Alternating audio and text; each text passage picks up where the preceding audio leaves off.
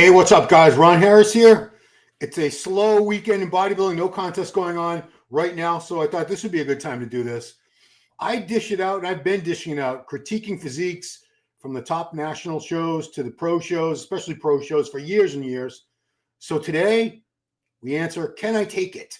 Can I take the heat of getting my own physique criticized? And I'm going to criticize my own physique because it's only fair that if I do it for all these other bodies and physiques that I see on stage, I do it for myself as well. So before we get started, please, I'm so close to 10,000 subscribers. Please hit that subscribe button if you're not already subscribed. It doesn't cost you a darn thing. Helps me out a lot.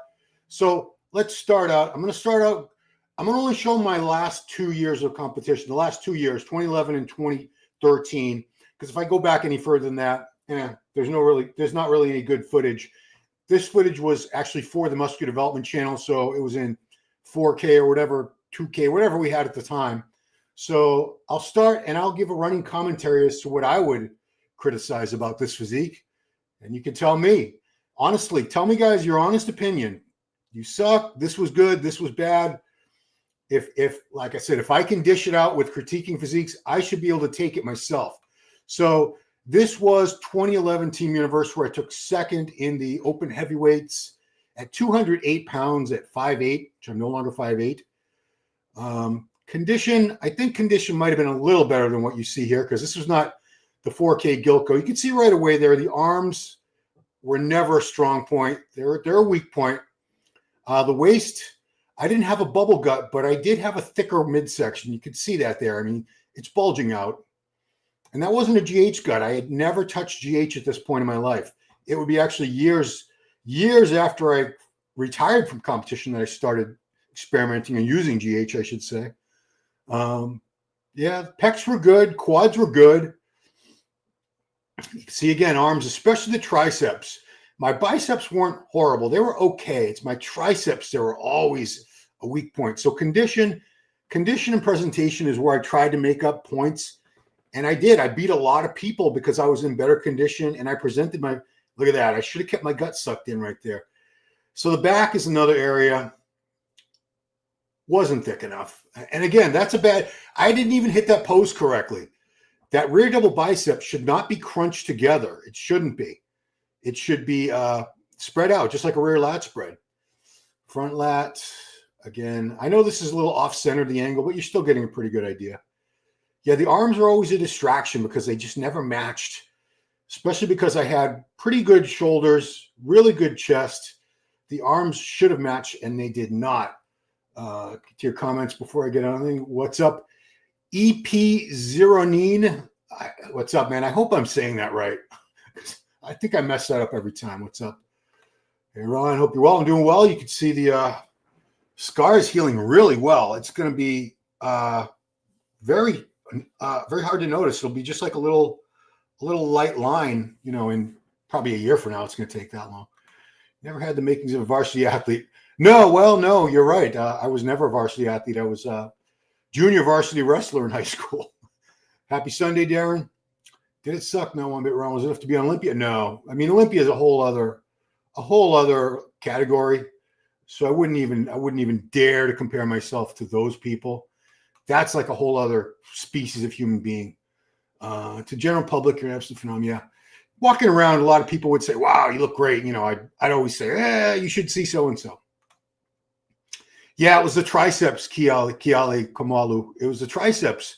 Like right now, my biceps are actually pretty good. I'll show you in a second. It's my triceps that they still, you know, one of them tore years ago and it's way up toward the shoulder. So that's never going to change. I was going to shoulder. It's actually doing better. I start physical therapy on Wednesday of this week, and I'm very excited for that.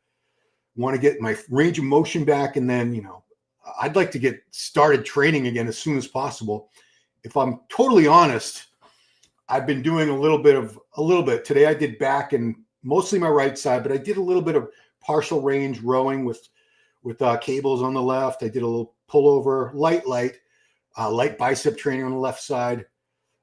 Just can't do, I'm not doing any kind of pressing. There's no way that's happening yet. Scar is healing well. Your birthday was last Monday, 18. Geez, you're a young guy. Thanks for the those are euros. Thanks for the euros. 18. Wow. Appreciate that. And happy birthday. So you're legal now, as we say in the USA. So I'm going to go to the second contest that I have video of, good video of, I should say. So that was 2011. This is 2013, where I took, this was at the Universe. It's called the Team Universe at the time. It's now just called the Universe. There's Flex Wheeler interviewing me. I took 5th out of 24 over 40 guys. Let me get rid of that banner. That comment, I should say. So this was my best condition ever. I shouldn't say that. 2 weeks later at the Masters Nationals, where I dropped another 4 pounds. But this was pretty darn good. I was very happy with my look here. And again, I see the same strong points, the same weak points. A little wide in the waist. Like my son's waist is so much more narrow than mine. The arms were always a distraction with the physique. Let's see if the back got any better in 2 years. I bet I hit the pose incorrectly again. Yeah, I mean, I didn't even hold that pose. Kind of see the Christmas tree there. So the lats, I had good lats. They weren't great. They needed to be thicker. They were never as thick as I wanted them to be. Structure was decent. Again, if my waist was a little more narrow, my structure would have been closer to ideal. Chest was always a strong point. Chest grew from day one for me. And it's weird because people say, how could you possibly have that thick of a chest? You know, and it was really thick, but with the triceps didn't grow to match, because obviously you need your triceps for all your pressing movements for the chest. And I was a really good presser, especially for the shoulders. I could shoulder press some really, really good weights back in my strength, my highlight, my high point of my strength. Probably I'd say in my 30s was my strongest decade. But for whatever reason, I was able to activate or use mostly the chest and shoulders. And even though I had to go through the arms to get to the chest and the shoulders, the triceps never really got that residual growth that you would think. Flip-flop. Back then, it was also very tough to even turn pro. I wouldn't say easily. Wrong time, I guess. The sport was better. Yeah, I don't want to say it's easy to turn pro. And I wouldn't say I would easily turn pro now, but I could get lucky right now and turn pro. As bad as I was compared to the people who are really good, and I willfully acknowledge that compared to guys with really great physiques and really great genetics, I was far below that standard. I have seen, especially in Masters, I've seen some guys who I looked better than who have turned pro since, and now they do things like first and second place get pro cards, where I did take second place at that first show that I showed, and today that would have been a pro card, but that was 14 years ago. So no pro card for you from me. Back then it was also very tough to turn pro. Yeah. So, you know, like I said, I always say, even if I sucked, which, you know, compared to the best physiques, the Olympia guys, I do suck. I did suck. That's a fact. I'm not going to argue that. I was good. I'm talking about from the critical eye. Like if I was at the Nationals and I saw that guy on stage, I'm like, compared to the best guys, I'm like, he sucks. He's got a couple good body parts. He's in good condition. He poses well, but he's not there. But when I see people who are worse than me turn pro, that's when I get really salty and, you know, that FOMO, like, why didn't I get a pro card?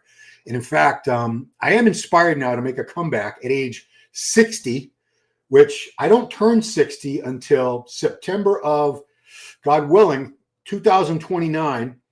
So I would probably be looking at doing either the Universe or Masters Nationals or Masters North American in the year 2030. So that's 5 years. But, you know, considering I haven't been able to train chest or shoulders properly for at least 5-6 years now, at least. And I've lost, you could see I've lost. I actually have a little loose skin on my chest here because my chest has lost some volume. That's what happens. Like people who are obese and lose a lot of weight, they have excess skin because they used to they were bigger. They took up more space. So I have that now, but I'm pretty confident that when I am able, I don't say if, when I'm able to train properly again, and I'm not talking about, you know, 400-pound bench presses or anything ridiculous, super heavyweights, just being able to use decent weight again on pressing movements, which I haven't been able to do in a very long time. I think I can get that back. And I was very inspired by John Hansen taking his pro card. He got his pro card this past weekend at age 62. So I was was super inspired. And, obviously I would have to have a couple of years of solid training again under my belt before I could even think of it. And I would have to see what I looked like. But for the over 60 class, I think I could be very, very competitive. And if I got lucky in the over 60 class, and I would have to do bodybuilding, I wouldn't want to drop down to the classic. And I don't think I have a classic shape because of that thicker waist anyway. I think it's possible I could get my pro card. I'm not saying it's a guarantee. There are no guarantees or sure things in this sport. You never know who's going to show up. So, did you have ambitions to go pro? Yeah, I did. I mean, these shows were pro qualifiers. The one we're looking at here, 2013 Universe. So the guy, I took fifth. The guy that took first place at that show, he got his pro card that night. That was Malcolm Marshall. And then 2 weeks later at Masters Nationals, the guy who was runner-up, he was second place in this class that I was in here, Mike Yablon. He won the over 35, or I think he won the over 40, whatever he won. He turned pro at the Masters Nationals 2 weeks later. The third place guy ended up getting his pro card too. In fact, I can find my contest history here, because I want to see where these guys, they did all turn pro. I'm just curious, because a lot of the people who beat me, I shouldn't say all of them, but a lot of the guys who beat me back in the day, they did turn pro shortly after, and I'll show you. This isn't to say, wow, I definitely deserve a pro card. Nobody really deserves a pro card. It's not like no one is entitled to it. It's not like freelance copywriter. Okay, here we go. So this was 2013 Team Universe. Open is on top. I was not in the Open. I was in the Masters over 40, because I was 43 at the time. I turned 44 that September. So can you see it on? I think I made it big enough there. Is that big enough? Let me see. Yeah. Okay. So you can see Masters 40. Winner was Malcolm Marshall. So he got his pro card that night. Mike Yablon, he got his pro card at Masters 2 weeks later. Third place, Dan Houghton, he also got his card 2 weeks later at Nationals. John Whalen, I don't know if he ever got his pro card. I'll have to click on that and see. Seventh place, Derek Upshaw, he came back to the Team Universe the next year and won the 40. By that point, this was the last year where they didn't do weight classes for us. It was everybody was in one division, and there were 20. I can't move it on that. There were 24 of us, I believe, and the weights ranged from like 160 to 280. Malcolm Marshall, the winner, was 280. I think he's like 6'4". He's a big guy. But seventh place, Derek Upshaw, he came back the next year, 2014 Universe. He won the heavyweight, and by that time they had weight divisions for over 40. He won the over 40 heavyweight and overall, got his pro card, and he's done a bunch of pro shows. He did a lot of Arnold Classics around the world. So he traveled the world doing Arnold Classics, never placed very well. I don't think any of these other guys turned pro. By the way, number 13, Dominic Cardone. That's not Dominic Cardone. That's the coach, the IPB pro and the coach. That was his dad I competed against. Really cool dude. But let me go to that. Let me click on some of these things. So Mike was second place. He only did, it says he got fourth in the Pittsburgh Pro in 2016. I remember him at the New York Pro one year too. It's not listed here on this muscle memory thing. So yeah, he won Masters Nationals 40, light, heavy, and overall 2 weeks later. Where did Dan Houghton get his pro card? I know he turned pro too. Okay, so 2013, yeah, he got, I guess at Masters, they must have given the pro card just for the class winners too. I thought you had to win the overall, but he won the heavyweights there. Now, what happened to John Whalen? Did he turn pro? Yeah, he did, because there he is. So everybody who beat me that year, I was fifth. So the four guys who beat me all turned pro shortly after. He won the Team Universe Masters lightweight division in 2018. That was 5 years after what we just saw the show. And he did the New York Pro as a 212 in 2019 and did not place. Go back to my contest history, which this is not a full history. This website, Muscle Memory, it's got a lot of shows, but it's not complete. And Masters Nationals, I was nowhere near the winner. I was, geez. So 14th. I got 14th out of, and if you keep counting, it goes, there's 31 guys in the class there. Yeah, so Dan Houghton won my class. David Coleman, who got 4th, and that's the guy I got 2nd to in that first show that I showed you, 2011. He got his pro card later on. He got his pro card, I think, that same year. Scott Stevenson, you guys know him. Super intelligent and cool guy, does a very popular podcast. Larry Pollock was in that show. Yeah, I mean, those are good days. Good days. Good times. They were good times. Stop sharing. Okay. Pro easy now. I mean, I appreciate that, but I have to be real. I wouldn't turn pro easy today. Not easily. I would have to get lucky, but I've seen people who got lucky. I mean, there's been at my gym, Bayshore Athletic Club in Braintree, Mass.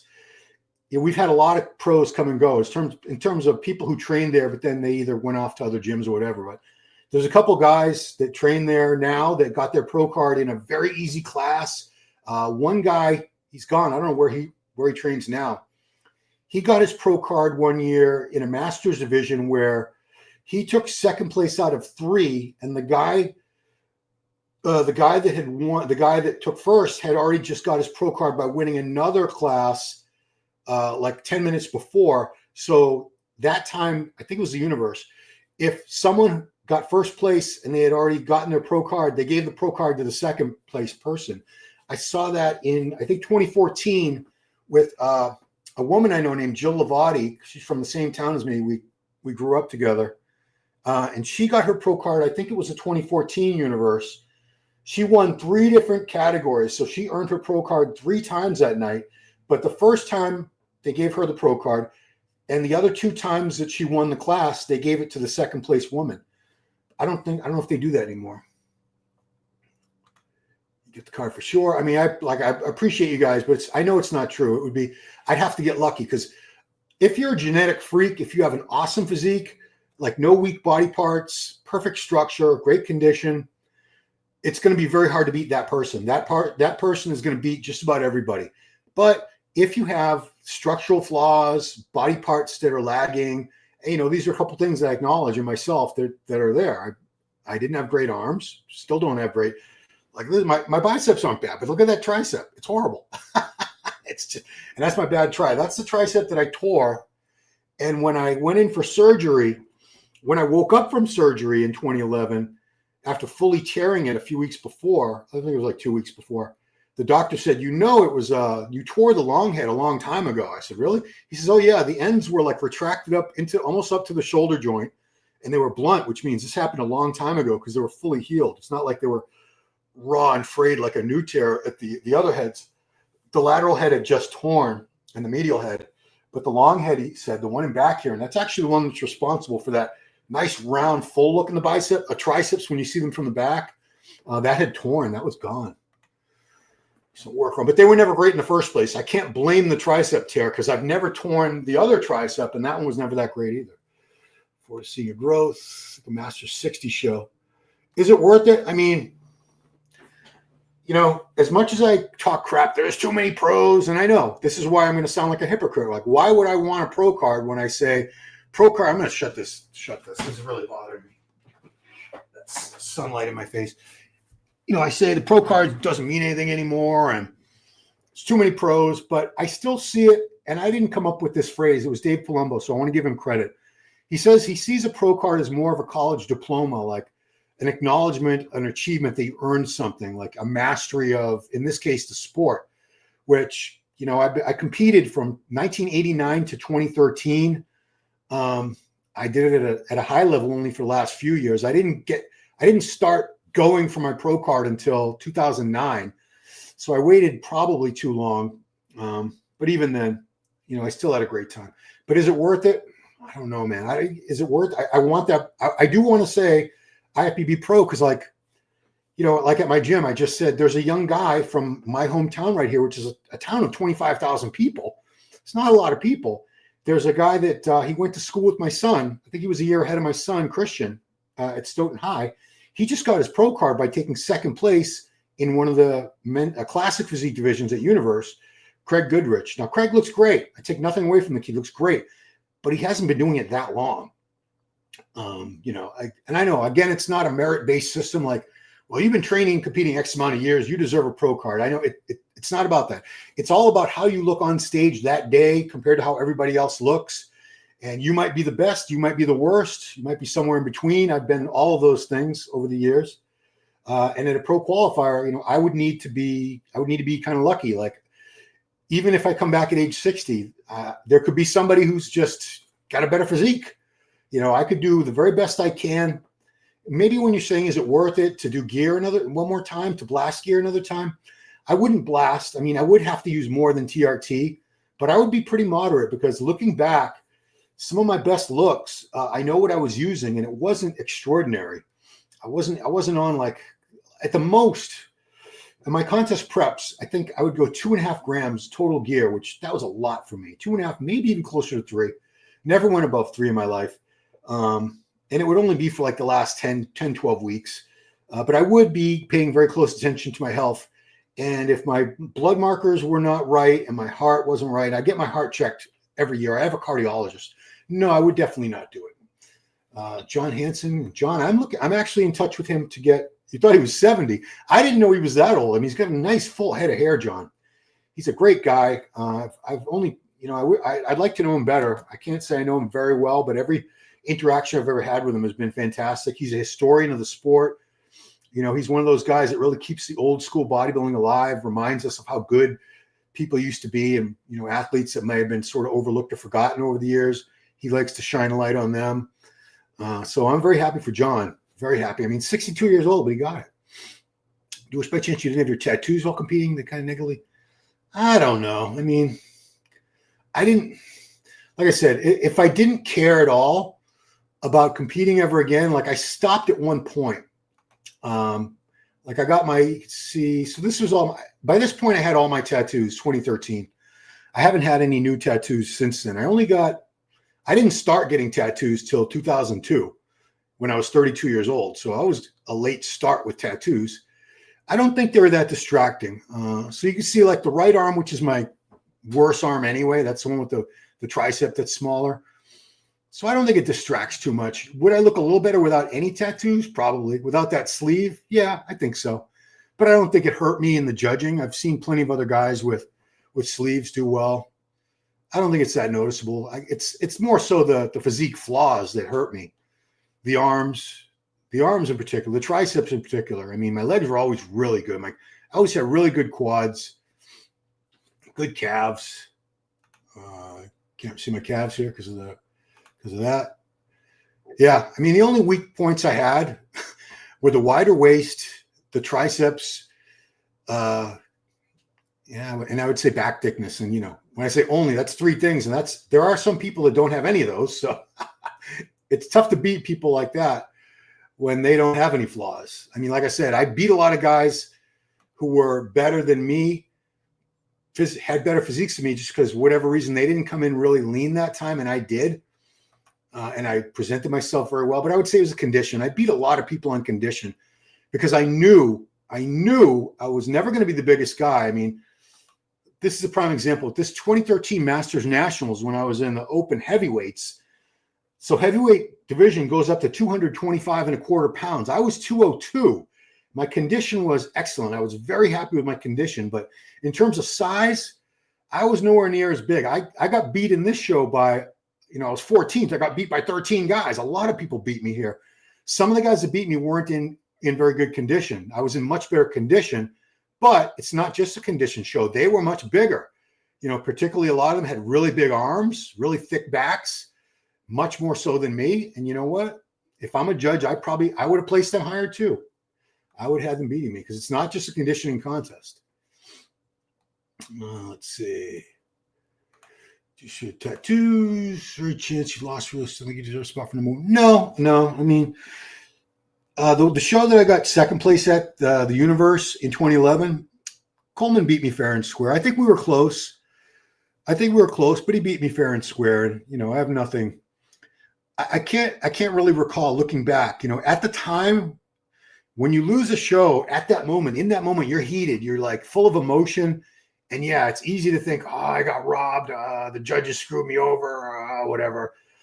But usually, if you let all that simmer down and a few days or a few weeks later, whatever, you look back at the video and the pictures, you can see, okay, I understand why the judges did what they did. It's just like when we go over contest results, pro contest results. Guys always think somebody got robbed. And sometimes you can argue placings, because if you're trying to say this guy should have beat that guy and they both have flaws, it's really a matter of whose flaws are considered worse than the other guys. So a lot of times when you look at these pro results, you could argue it several ways. Like, this guy should have been third, not fourth. You know, it's usually not clear cut unless the winner is just so dominating. But a lot of times once you start getting to third, fourth, fifth, sixth, you could sort of shuffle people around and it would make sense. You wouldn't really be screwing anybody over. You for Sam Sulek, Sam would beat me. Sam's a better physique than me. I don't believe Sam's going to do very well in classic physique as a pro. That being said, who cares? Who cares? You know, there are guys who have, the classic physique division has probably a couple thousand pros right now. I think Sam would be very hard pressed to beat maybe a third of them, just because they have better structure. I understand you guys are going to say he just started competing. Well, I mean, I'm looking at things that can't be altered, like your bone structure. It is what it is. You can't change your structure. So Sam has some structural issues. He's got work to do. I do think if he keeps going, he could place in a smaller pro show for classic. But as far as ever being like top 5 at the Olympia, the Arnold, it's never going to happen for Sam Sulek, in my opinion. And if he proves me wrong, I'll applaud him and I'll say I was wrong. But yeah, he would beat me. He's got a better physique than me for sure. Absolutely. I love Sam Robb, but vice judge physique. No, the Sam would definitely be in my eyes. Oh, absolutely. Absolutely. And you know what? He's beating me. He's been beating everybody in social media. I mean, the kid's a superstar. I give him a lot of credit. He's only been on YouTube and Instagram and all that, TikTok, whatever, for a few years, right? He's only 22, 23. So Sam's killing it. Sam's a huge success story. I give him all the credit in the world because, you know, nobody handed all that stuff to him. It's not like someone called him up and said, we're going to give you $10 million a year, Sam Sulek. Just, you know, smile and hold up our product. No, he's built his own wealth. He's built his own success. So good on him. And his physique was good enough to turn pro. He got lucky. It was a very weak show that he turned pro at. He would have had a much harder time at a show like the USA or Nationals, but so what? You know, I don't hate on people for picking shows either intentionally or unintentionally. They're easy shows. You can't even know ahead of time if a show is going to be competitive or not. You never really know who's going to show up. Sam showed up at a pretty easy show compared to other pro qualifiers that I've seen. He got his pro card, so God bless him. But he didn't even need it. 30 years younger. Yeah, I mean, Sam is significantly younger than me. I mean, let's see. What did I look like when I was younger? I mean, those. I'll try. I know I don't want to bore you guys too much, but I'll show you what I looked like when I was. My peak, as far as physically, was probably my early 30s, if I'm honest, early to mid 30s. Yeah, I'll show you. Yeah. So I'll show you. My peak, the shows I showed you, I was over 40. I was 40, 41 and 43 at the shows, the videos that I showed you. But this is what I looked like in my early 30s. Okay, so this was 2002, 32 years old there. I did the New England, got second place in the open heavyweights in New England. Again, I probably should have tried national level back then, at least like junior USA, junior nationals, but I was too intimidated. Same thing, that was 2002. Nice blonde hair. Look at that. What a stud. What an idiot. Eminem. Same show. Legs weren't in yet. This was a couple weeks before the show. My legs did come in much leaner for the show. That was outside. Yeah. Same day. So that was 2002. Yeah, these are all 2002 New England. So that was my first show, my first NPC show that was non-tested. I had done natural NPC shows as a younger guy out west in my early to mid 20s. That was 2002. Yeah. So, I mean, this was This is when I was really strong and healthy, pressing all kinds of weight on shoulders and chest. Joints were still doing really well. I hadn't been on gear that long, so I had a fresher look. So I think in those shows, I probably would have done better. I don't know. There's me and my wife. There we go. So this looks like I won, but it was actually second place. Kind of deceptive there. I am showing this, right? Make sure. Yeah, I am showing it. Okay. So, yeah. Let's go back to that and get rid of freelance copywriter. Okay. Sorry, guys, interrupting. Yeah, I'm just trying to show you. This was probably my prime when I was in my 30s. This was same thing, age 32. Most of these pictures are the same show because I was very happy with how I looked at that particular show. Right there, same thing, 2002. Kind of deceptive shot because it's really just showing my strong points. You can't really see the triceps, but yeah, I mean, I think I was pretty good back then. I wasn't awesome, but I was pretty damn good. First posted your pictures in MD years ago. Yeah, the MD forums, those were good times. Tony Ruggiero, large glutes. I could have gotten even leaner. Been sucked, should allow elbows stick out in the side chest. Yeah, you know, it's fun. A few people gave me grief about how I used to hit my side chest. I did it to try to actually make my I thought my arms looked bigger the way I hit that pose. In retrospect, probably not. But I had no posing. It's still dreamy having a throwing one. Yeah, I mean, some guy we just saw guys that were in the over 70 division get their pro cards. So I mean, anything I wouldn't say be a hypocrite competing that long for love of sport and deserve a title. Yeah, I mean, if I felt I was going to negatively impact my health or I was like taking a really big risk with my health, I wouldn't do it. But I feel I could compete one more time. And this is not anytime soon. We're talking 5 years from now. I feel like I could do it on a very, very moderate dose, especially because I haven't blasted gear in 2.5 years now or more. It's been more than that now, right?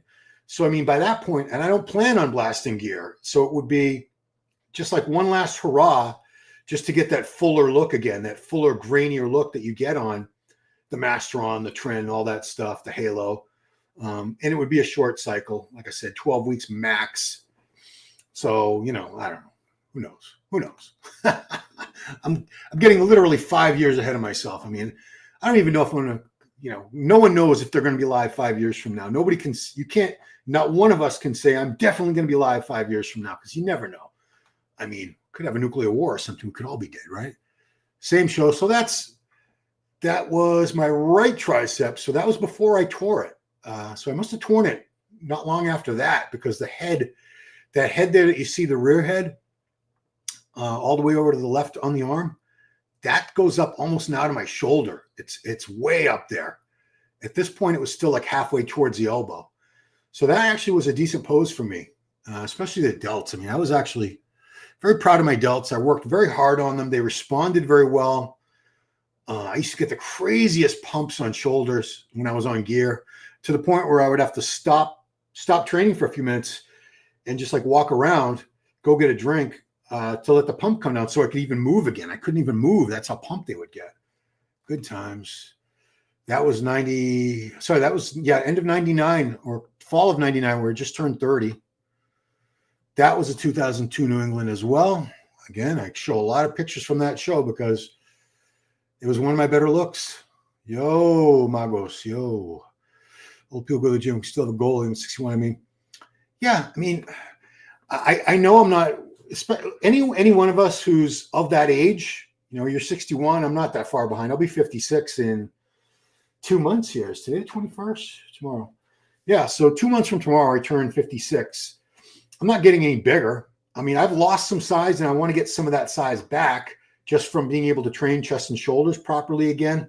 Once this shoulder replacement is ready to go and I can resume training again, I know I'm never going to get bigger than I was. I mean, those days are gone. But if I could just get close to the size I was before, and I would have to be on gear to be anywhere near this big again. I would have to be on like a blasting cycle. I'm not one of those people who's going to be delusional and think, oh, I could look just the same on TRT. No. Nobody holds the same amount of muscle mass on TRT doses as they do on much higher doses. It's just not possible. That's why people use drugs because they work. About to hit 10K subs finally. Thank you, man. Appreciate it.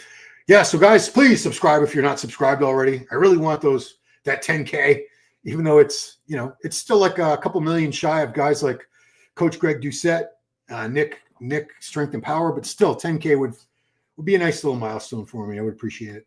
And I'm only like 70 subs away. So people go in the gym. Yeah. Again, back to that, Darren. It's having a goal. I mean, maintaining is, I guess that's a goal, but it's not very exciting. I mean, even if I know I'm not competing again until age 60, and right now that's still hypothetical. I mean, I really just had that. The only reason I have that notion is because John Hansen just got his pro card at 62, and it honestly inspired me.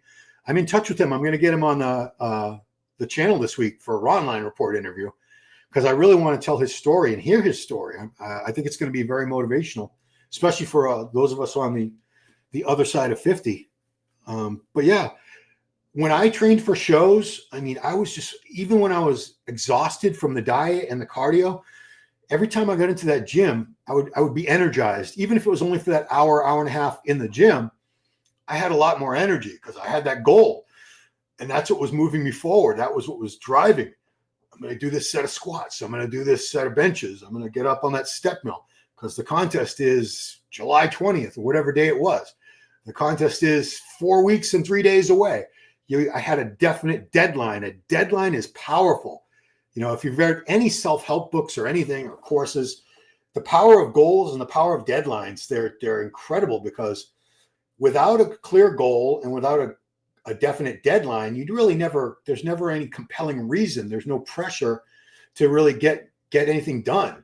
But if you know exactly what you want to do and when it needs to be done by, okay, you're going to get it done. That's just the way we operate. Listening to old guys, days people used to value amateur titles more, even teenage competition. Yeah, it's like I say, it's kind of gotten watered down. I mean, the amateur shows, because it used to be so hard to turn pro, people stayed amateur longer, and because they competed year after year at the USA or the Nationals, those people were in some cases as famous as most of the pros. Some of them were more famous. The guys who competed at the USAs and the Nationals as heavyweights, especially. Like I remember distinctly when I started following the sport in '87. So throughout the late '80s into the early '90s, mid '90s, I knew who all the best amateur heavyweights and super heavyweights in the USA were because they would keep coming back. Like guys like Craig Titus or Flex Wheeler or Chris Cormier. A lot of times they didn't turn pro right away. It would take them a few tries. So we got to know them and we got to really appreciate them. And they were stars. They were on magazine covers. I don't know who any of these amateurs are. Maybe a couple of them just because of social media, but we don't have amateur stars now because by the time somebody's got that kind of following, usually they just turn pro right away anyway. So we don't really have time to get to know any of these people. The Nationals USA were huge titles. Yeah, I mean, because like I said, the Nationals was the only show where all the class winners turned pro. And back then we had less weight classes. We only had bantam, lightweight, middleweight, light heavy, and heavy. We had 5 weight classes. Over the years, they added a welterweight division that's between lightweight and middleweight. And then we added a super heavyweight for over 225 and a quarter. So now there are 7 weight classes, and now it's top 2 in every weight class. So that's way more pros. And the USA Championships, which now top 2 in every weight class turned pro. Back in those days, back in the day, like when Flex Wheeler won the USA, he was the only man that whole night, the whole show that got a pro card. Next year, Chris Cormier won the USA. He was the only guy that turned pro. Nobody else got a pro card except for the women's winner. She got a pro card. So a man and a woman, 2 people would walk out of the USA back in those days with a pro card. Same thing with the North American. I remember first North American I went to was 91. Ray McNeil he got the only pro card. 92 was Paul Dillette. He got the only pro card.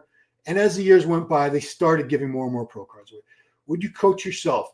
That's a good question. That's a really good question. You know what? I would not. I think one mistake I did make in those final years of competing was having the arrogance to think that I could coach myself.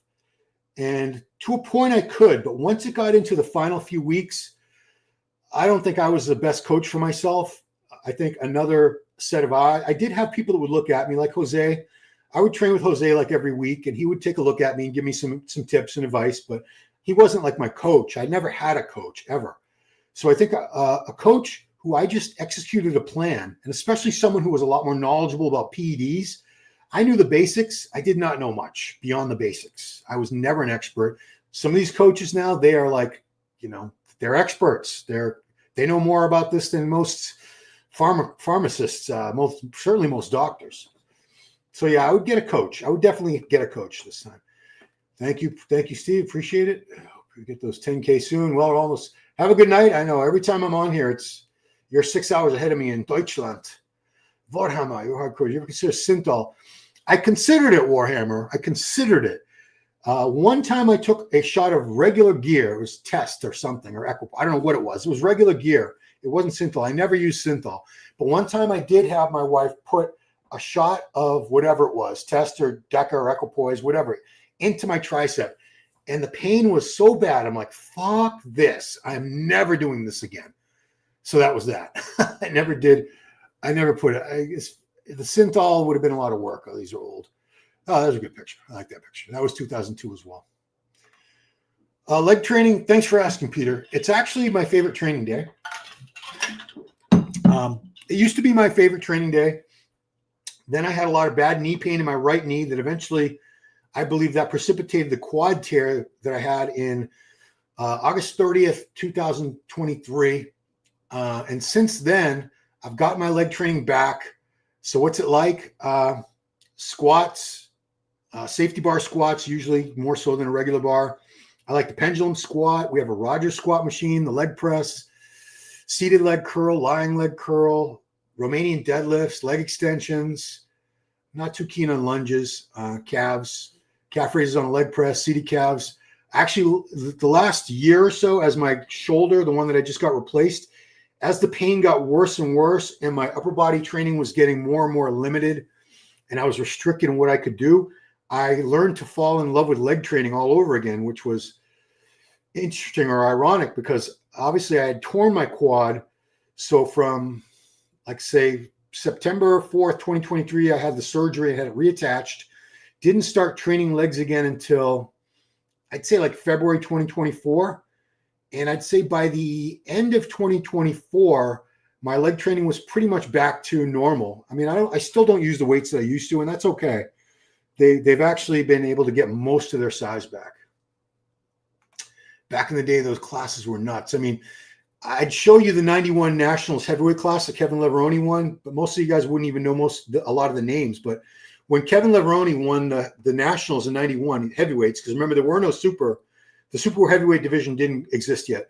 So Kevin's class, he beat guys like Ronnie Coleman, Flex Wheeler, Chris Cormier, Paul DeMeo, Bob Ciccarello, Matt Mendenhall, Edgar Fletcher, on and on and on. That was all in one class. That's like a pro lineup today. The quality was better than most pro shows. What's going on with Flex Lewis? He's been all over social media for 2 years now. Pro. He seems to be doing fine. He's running his gym, Dragon's Lair, which I went to in Vegas, and it's a fantastic gym. He's got his children, his wife. I think he's having a good time, and he doesn't feel the need to post a whole lot on social media, I guess. Who would it be? I think I would go with, you know what? I mean, honestly, I would be happy with any of the top coaches. I mean, I'm friendly with a lot of them.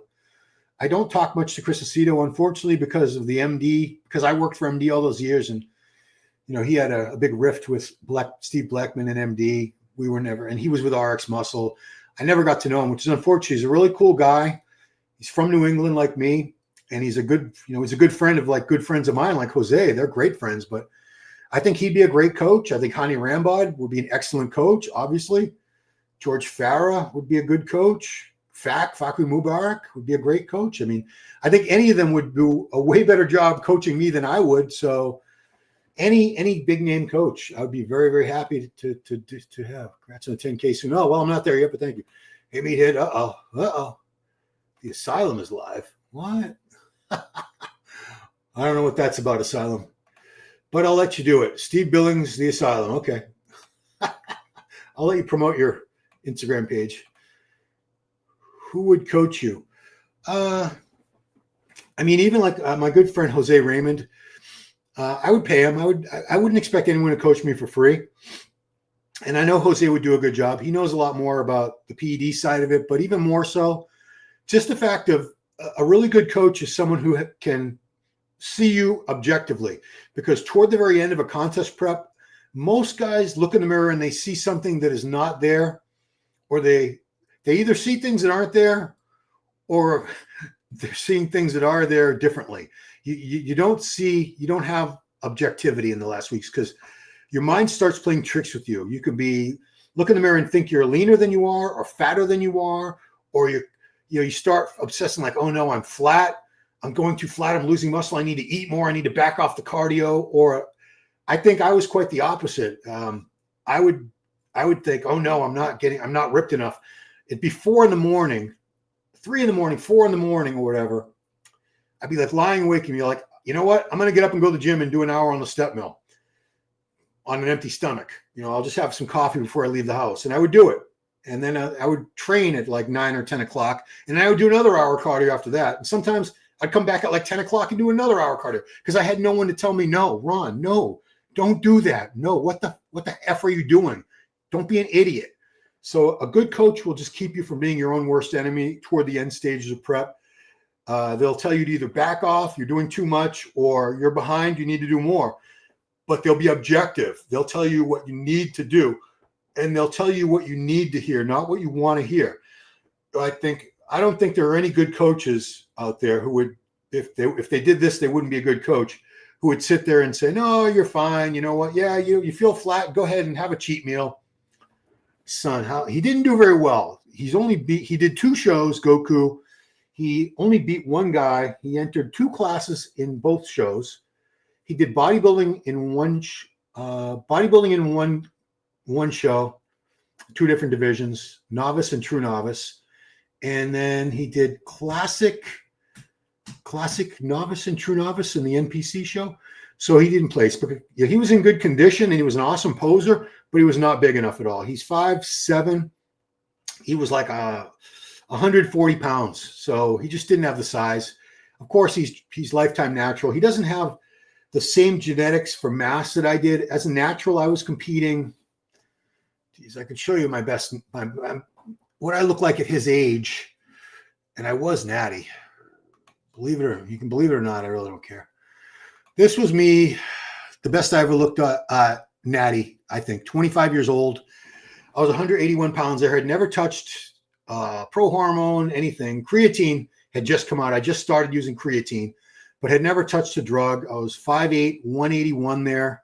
Pretty good condition. Obviously, my condition would get better years later, especially with the use of drugs and everything. But again, self-coached.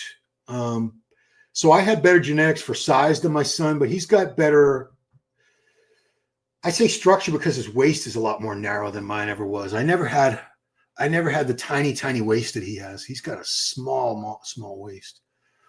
Yeah. Oh boy. All right, let's keep the comments coming. Oh, that was it. How'd your son do with the show? So yeah, I guess I'll wrap it up soon, guys. Again, I'm trying to get John. I will get John Hansen, and we're just coordinating a time. John Hansen, who got his pro card at age 62. Remember, John had been a pro in a natural organization, I believe he got, because he won the natural Mr. Olympia many years ago, like 30 years ago. He won a lot of natural shows in natural organizations like the ABA. That's the one I remember the most distinctly. But he never had an IFBB pro card until just now. Just this weekend, just 2 days ago. Appreciate the natty look. Yeah, I mean, I'll show you one thing. The one thing I did like about my natural physique that was better was the waist. I had a much smaller waist. Let me show the outside picture. Yeah. So again, this was me natty at age 25. The waist was not as small. My son had like when he dieted all the way down when he was 140 pounds for a show. When he sucked in his waist, we could measure it at 26 3/4. When he let it relax, it was like 28, but it was pretty tiny. I mean, I don't think my waist was ever, as an adult, was ever, even here, it was probably like a 31, and, these days, good Lord, I don't even want to know what it is now. Don't even want to know. It's bigger. It's bigger. And I'll show you one more natty. The natty collage. Same thing. I know the haircut was ridiculous, but that was me, age 25, lifetime drug-free. I got it in pretty good condition. You can see the back had very little thickness to it. It had good definition, but it was pretty flat. There's not much thickness going on there. Had a good chest, had good quads. And the arms actually looked better because the rest of me hadn't kept growing. When I went on gear, the arms really didn't grow. I have no idea why. My chest grew a lot. My traps, my shoulders grew a lot. My quads, my ass got huge. But my arms did not change much at all. It was very frustrating because I had a better physique here as a 181 pound natural bodybuilder than I did as an enhanced bodybuilder at anywhere from 202 to 208 was the range I competed at in my best condition. So yeah, bigger was not better for me. I think smaller was better, and maybe I should have stayed natty. I don't know. We'll never know. Yeah, it's too late to change now, right? So I know it's not funny.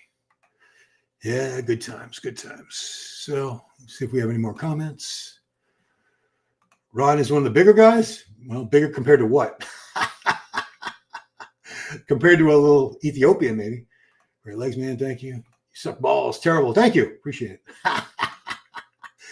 But like I said, if I can dish it out, if I can critique physiques, and I try to never say somebody sucks. I like to give them compliments on what is good and then say this needs work, especially with the pros, because very few of the pros you could say suck. I mean, they wouldn't be. There are some pros that suck that really got lucky, but there are very few of those. Very few. Most of them are pretty damn good, and there's levels to it. There are obviously people at the higher pro levels that do the tier 1 shows, like the Arnold, the Olympia, the New York Pro, things like that, versus the smaller. Some of the smaller pro shows, you'll see a lot of names you won't even recognize. The heaviest you got natty with good body fat. Well, I can't say good body fat. I'll show you how fat I got, because when I got heavy as a natty, yeah, here we go. Well, so that's not natty on the right, just to be very clear about that. So on the left, that was my biggest as a natty, or fattest, I should say. So right there, I'm about 230 pounds, drug-free and fat. I mean, you can see I got the beginnings of a double chin. There's no abs, just a big flabby belly. There's no muscle separation, just a smooth mass. And on the right, that was 2002, all geared up, much leaner, obviously. But that's what I look like. As a natty, I bulked. I mean, I dirty bulked. I wouldn't say dirty bulk. That's not true. I didn't eat junk food. I ate a lot. I ate way too many clean calories. I mean, a lot of carbs. I ate way too many carbs. In my 20s, like I would have 1 can of tuna, which is like 30 grams of protein. And then I would have this huge bucket of rice and raisins that would be like 300 grams of carbs, or a huge baked potato. I just really went to town on the carbs and the calories. And I would bulk up every time. I would be anywhere between 225 and 230 in the off season. And I would diet down to anywhere between like 175 and 185. And I wasn't any bigger. It was perplexing to me. It's like, why am I not getting any bigger? Why am I losing? I thought I was losing muscle as I dieted, but the reality was I was so fat at 225, 230. I was, in denial or delusional about how much muscle I was actually carrying, when it wasn't a lot of muscle. It was a lot of fat. I wouldn't say fat and water. It was just fat. Nice bowl cut. Yeah, that was a nice bowl cut. Good Lord. It was, there's another good fat natty, 24 years old there, lifetime natural, and smooth as a baby's ass. Smooth. Look at those shorts. Look at how fat my ass was. My ass was like sagging. It was so fat.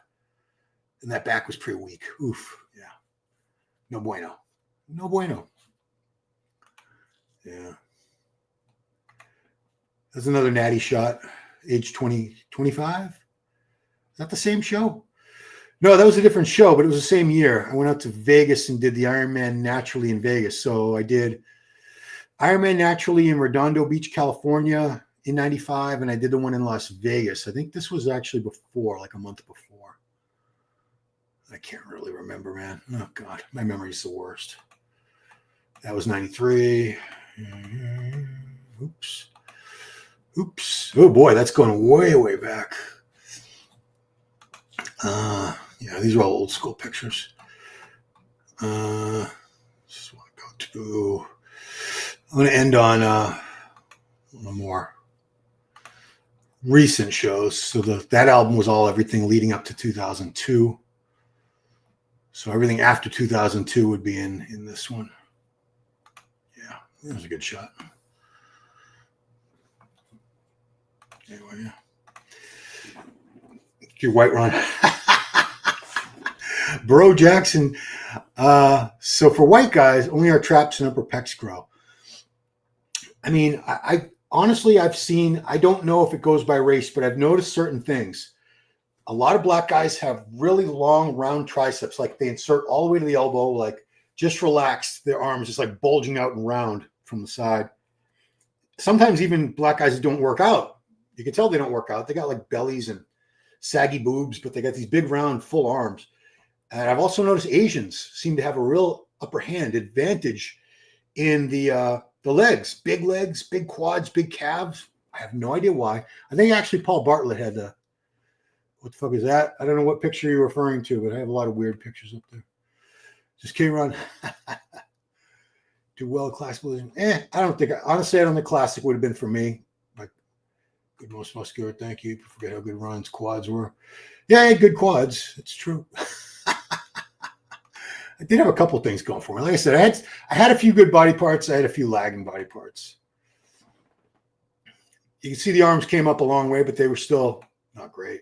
That's Kamal squatting.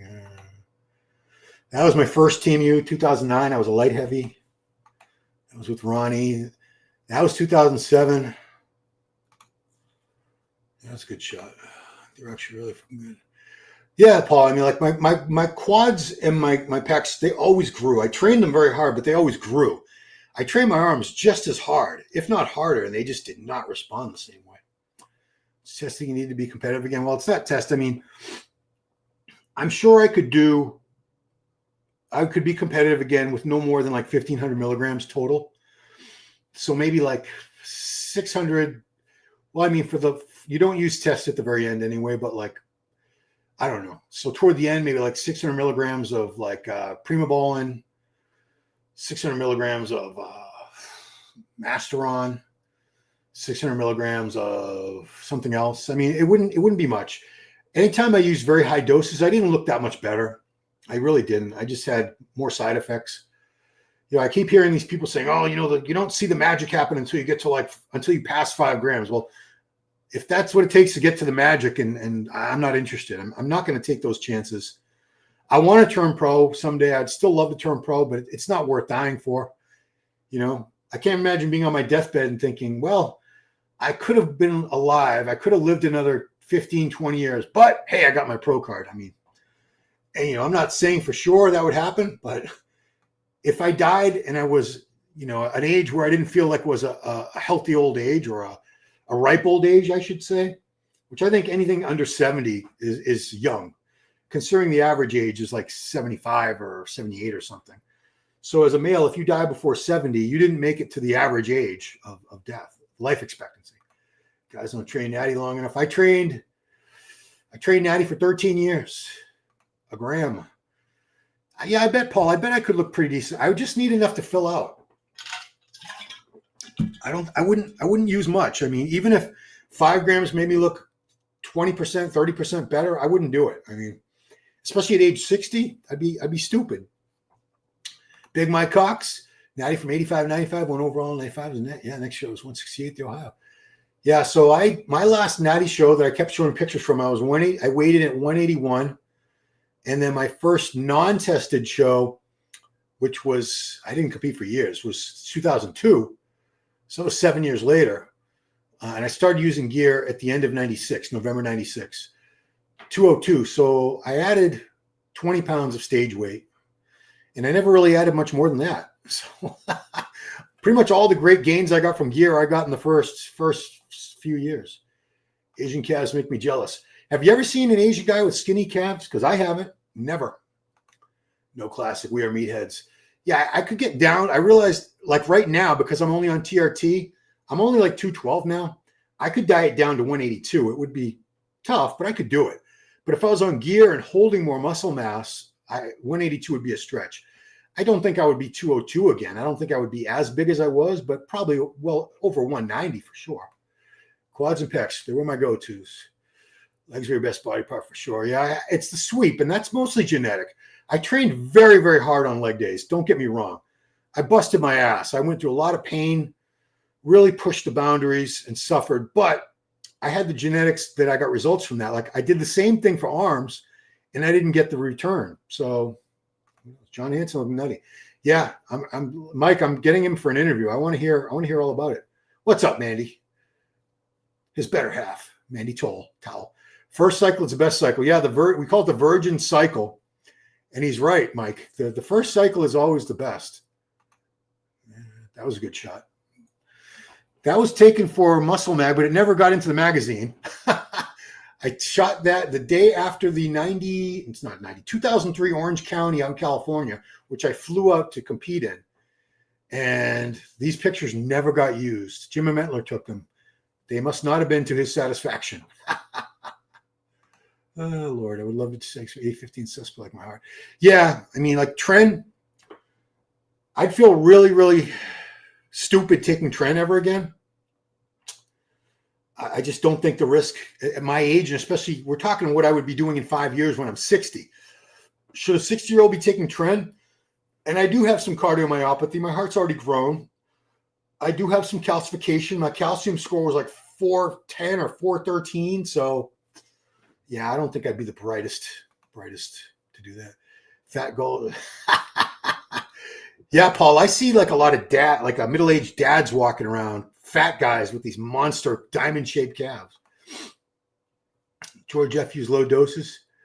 Yeah, I mean, I wouldn't use high doses regardless, but yeah, George Farah is very adamant with lower doses. He cuts everyone's doses.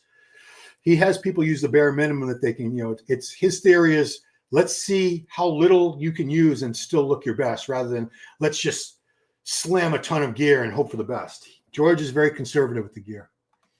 World-class legs, it's true. I did. Not everything was world-class, obviously. My arms were like, what would be the opposite of world-class? Like backyard class? Oh, the Ironman Jim and Shu and nephew.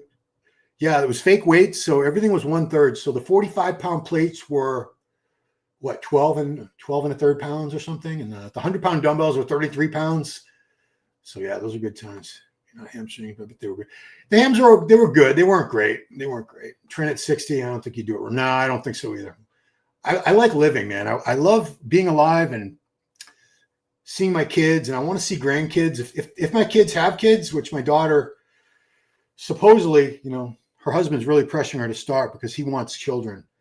They've been married 9 years now, so it's about they're well into the time they could be having kids. They're both 31 years old. I want to see my grandkids. I want to live. I enjoy living. I don't know what happens when you die, and I don't want to find out like now. The real gear, what was your first cycle? Oh, my first cycle was Sustanon 250s from Mexico. I did 2 of those a week, and I did 400 milligrams a week of veterinary Deca, which was 50 milligrams per ml. What is it, 500? But anyway, you had to shoot a lot of oil. So it was Test and Deca was my first cycle, and I put like 30 pounds on in 6 weeks. A lot of that was water. Some of it was fat, but I definitely made my best gains on that first cycle. Wusten Fuchs. Grube dich.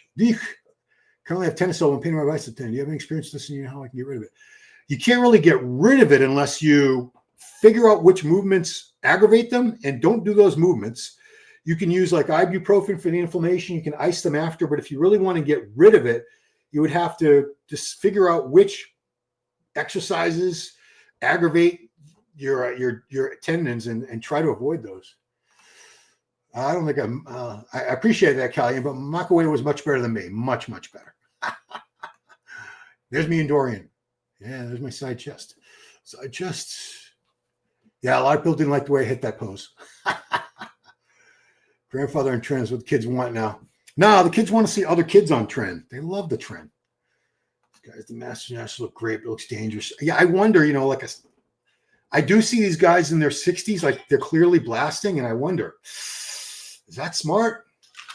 Are they going to be okay? Are they going to die like in a year or two because of this? those thoughts run through my head. This way, the minimal gear is still when your pro car makes it that much sweeter. Yeah. I mean, I wouldn't say, I won my pro card and I was on less gear. No, that's silly. I mean, whatever amounts of gear people use, that's their personal decision. And I really don't think massive doses of gear are that much more beneficial. I mean, certainly the risk reward ratio doesn't justify it to use like 5 grams of gear versus 2 grams. To me, it's like, if you can look almost as good on 2 grams, why would you use 5 or 6 grams when the risk factors are going to be so much higher for your health? Pro card, pro. Well, thank you for saying that, Paul, but you're a pro. I want to be a pro because like I said, there's kids at my gyms, like literal kids, people in their early to mid 20s, girls, guys that are pros, and they get this level of respect and credibility because they have pro on their Instagram, IFBB pro so-and-so, Susie Q or Joe Blow. I want it. Ever try shooting calves? No, because my calves grew. My calves are always good, so I wasn't even tempted. Biceps, again, like the triceps, I did 1 shot of my biceps of regular gear. Janet did it for me, and I was like, fuck this. The pain was just excruciating. Thank you, Sarkis Janesian, my favorite Armenian at my gym, Bayshore Athletic Club. I wouldn't say it was huge compared to like a regular guy, but compared to a pro, not so much. Side chest, fucking great. Thanks, man. Yeah, my chest always grew. I don't know what that was. That was out with Mike Nevue. That was in Mike Nevue's studio. This guy was the best lighter. I was fortunate enough to shoot with Nevue 4 or 5 times. And I mean, he could, if you were in shape, which here I could have been leaner. This was not spectacular condition, but even the lighting just makes up for it. It makes you look so much better. So it makes for a sweeter victory. Uncle Mac. I think Golden Earth had big forearms, more symmetry in that regard, modern issues. I don't know. I mean, I don't think they all had big forearms, but people didn't use wrist straps back then as much. If you look at old pictures like from the Arnold days, I don't remember anyone using wrist straps. Do you? So they had to develop a stronger grip. Plus, back then they used to train their grip just because it was like a manly macho thing. It's like you wanted to have a strong grip. For what? I don't know. But they used to actually train forearms and more. And who trains forearms these days? I mean, I tried training forearms like a few times over the years. I'm like, screw this. So I gave up. Kids think massive amounts or anything. Yeah, I mean, that's why I say to all of them, start out low and see how you do on a smaller amount. If you do good on a smaller amount, stick with that until you're not getting results. Then maybe you can increase it. But if you start out with high amounts of gear, where do you go from there? You'll never know if you could have done just as well on a much less, a lower dose. Sarkis, Steel Jack to 56. Well, I won't be 56 for 2 more months, but thank you. Marcelino. Yeah, we have a guy, Marcelino, at our gym. I think Marcelino is like 60 or older. Tony, yeah. I mean, it's a good feeling to know, you're in so much better physical condition than most of your peers because they just don't take their training serious. They don't train at all, most of them. Yeah, I don't like that picture too much. I need to get going too. Oh, King Ronnie, 2005. That was a great, great weekend. Oh, there we go. Okay. 17 figure pro cards, the Masters Nationals. Woo! Are you sure it's only 17, Mike? That sounds kind of low. Well, Paul, thank you. It's Lee Priest. Very much like Lee Priest, but with, literally the arms are half the size. World class. No, I did not have world class forearm. I never had great forearms. You compete today with your best. Would you attain process being the 212 division? Well, I mean, I think I would have to be, if I turn pro, my stage weight wouldn't be any higher than like 205 at the most. So if I competed as a pro, and I would do 1 pro show, I'd probably do it soon after getting the pro card just to wrap it all up. But yeah, I would have to be a 212. I would be way too small for open, way too small. Shot the quads. Oh, God. Yeah, well, Dave, you're smarter than me because I did that 3 different times. You'd think the first time would have taught me, or at least the second time would have taught me. And 1, 2, 3, as luck would have it, or as my own stupidity would have it, I shot my quads. One time was the day before helping my mother's grandmother move apartments. And it was in the pouring rain. It was me and my brother-in-law with like a U-Haul and, all her furniture. And she had one of those hospital beds, the ones that go up and down with the remote. Those things, they weigh like, I don't know, 700 pounds. I was in such agony all day. Oh, and then another time, I shot my quad the day or two before I had to help my son move into his dorm room for college. And it was on the 3rd floor and there was no elevator. Oh, just God. I never shot my quads again after that. But I did it 3 times where I had that horrifying pain. Such a dumbass. Remember the Joe Weider arm blaster? Oh, we don't have one, but I do love those. If the answer makes sense. Yeah, good luck. Good luck. Take care of yourself with the injury there. How Dexter Jackson turned pro bantamweight? He didn't turn pro as a bantamweight, Goku. He started competing as a bantamweight, but he didn't turn pro until he was a light heavyweight 6 or 7 years later. He turned pro at like 198 pounds, Dexter. So in his early stages as a pro, he was probably in the low 200s, but he turned pro as a light heavy at 198. He started competing as a bantamweight at 143, and he put on a lot of muscle, obviously, in the years. There's a mean bicep exercise, drag curls. Oh, yeah. Drag curls are great. I've done those, of course. I'm old. I've done everything. Drag curls I can demonstrate. So you keep the bar and you drag it up. You drag it up your torso so your elbows stay in back of you. And it's very hard for the shoulders to contribute to the movement. So it's like pure biceps. It's a really great movement, but you have to really scrape the torso with the bar. The bar has to stay in contact with your body the whole time. But drag curls are great. Absolutely. Dumas those awesome arm and quad pumps. Yeah, the gear pumps. Best form exercise. Any kind of wrist curl. I used to sit down with a low cable pulley with a little short bar and just do that and then turn my arms around and do that. That's all you need to do. Simple muscle. Steve Briswell, he had great form. So did Mike Menser, Dorian Yates. Son's chest is good. Yeah. My son got my chest genetics, my quad genetics, and I think that's about it. There's current competitors destroy his quad base. There's more than one, Paul. I've seen a few of them. Besides glutes, what's your go-to spot for the shot on your body? Nowadays, because my glutes are so full of scar tissue, I have my wife shoot the outer lat. Not because I'm trying to build big lats, it's because I just have so much scar tissue in my glutes already. I don't want any more. I have like knots in there from thousands of shots. And I don't want to go in the delts because sometimes it bruises and I don't want scar tissue in my delts. Mandy never trained calves. Yep, you're right. Side delts. Yeah, I used to do delts all the time, but like I said, I don't want the bruising, the pain. A lot of times I would do shots in my delts and I couldn't train shoulders for like a few days. The pain would be bad, the post-injection pain. Mandy would hit my rear delts. Yeah, that's a good spot too. All right, guys. I'm going to, goodbye. At your biggest food you're eating, probably like 5,000 calories a day. I don't think I ever really went above that. That's a lot of food. Sergio Oliva, probably the best farms. Yeah, he had awesome. Ramon Dino, yeah. I mean, there's a piece, Ron. Yeah, Paul. I'm going to take off, guys. So appreciate you all watching, hanging out with me on this fine Sunday afternoon and indulging me in my physique critique. And how ridiculous was that is. So, yeah, thanks for hanging out with me, guys. Again, I'm working on some good interviews. John Hansen this week. Whenever Kevin Levrone gets back from his big tour, I want to get Kevin on. I want to get Giles back because Giles is just finished up his Lee Priest tour. He hasn't been available for a couple weeks, but he'll be back on with me doing Power Hour soon. And that's it. So, guys, thank you so much for watching. Appreciate it. I'll see you next time. Peace.